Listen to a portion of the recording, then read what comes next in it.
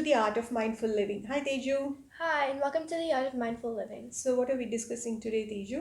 Today we're discussing couplet 54 and 55 of chapter 6, The Homemaker. Yeah, Teju. First, let us start discussing couplet 54. Yeah, here it goes. பெண்ணின் பெருந்தக்க யாவுள கற்பென்னும் திண்மை உண்டாகப் பெறின்.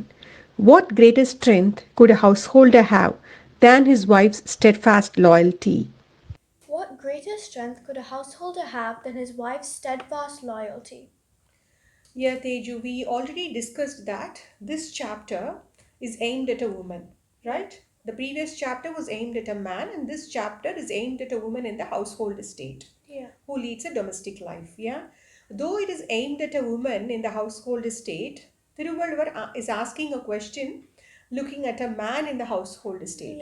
He's asking what greater strength or excellence could he possess than having a wife who is leading a virtuous life. Yeah, a virtuous life in the sense a woman having good attributes and performs all the virtuous deeds towards her family and also towards her society. Yeah. So he says a man in the domestic state could not possess any greater strength or excellence than having a wife who possesses all the good attributes and performs good deeds towards her family and society. Yeah. This is the meaning of this couplet. Now let us discuss couplet 55. Here it goes. தெய்வம் தொழாள் கொழுநன் தொழுதெழுவாள் பெய்யெனப் பெய்யும் மழை. God aside, before her husband, she genuflects, say let it rain, it will rain. God aside before her husband, she genuflects, say let it rain, it will rain. Yeah, Teju, this couplet is also aimed at a woman. Yeah, this literally means if a woman worships her husband upon rising in the morning and says, let it rain, it will start raining. Yeah. But we need to understand this in a broader and deeper sense, Teju, because though it is aimed at a woman, this implies a message to a man in the domestic state. Yeah.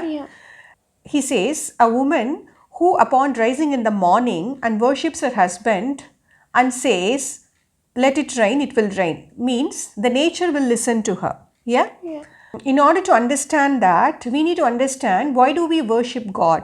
What are the qualities we associate with God?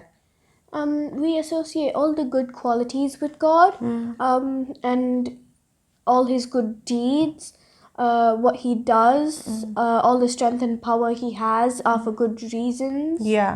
So we associate all the goodness with God, right? Yeah. The greater things in life, the excellence, everything with God, right? Yeah. So if a woman has to forget about God and start worshipping her husband, just imagine how the husband should be. Yeah. He should have been elevated to a really divine and godly state, right? By the way he lives his life. Yeah. He should be a really virtuous man. Yeah. That is when a woman really starts respecting and worshipping her husband. Yeah. Thirukural says such a woman can rule this world. Yeah. Because all the elements of this nature the universe is made up of will have the same frequency with her. Because of the way she leads her life in a virtuous way. Yeah. So first of all, a man has to be elevated to a virtuous state for a woman to respect him and worship him. And then if she says let it rain, it will rain. Yeah, because the elements of nature will start listening to her and she can rule the world. Yeah, is what this one implies, this couplet implies. So be it a man or a woman, we are all elevated to a godly or divine state only by the way we lead our lives, right? Because of the deeds we do and the good attributes we possess and the virtuous life we lead.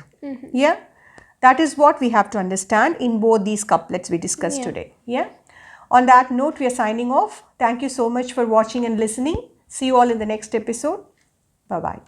Bye.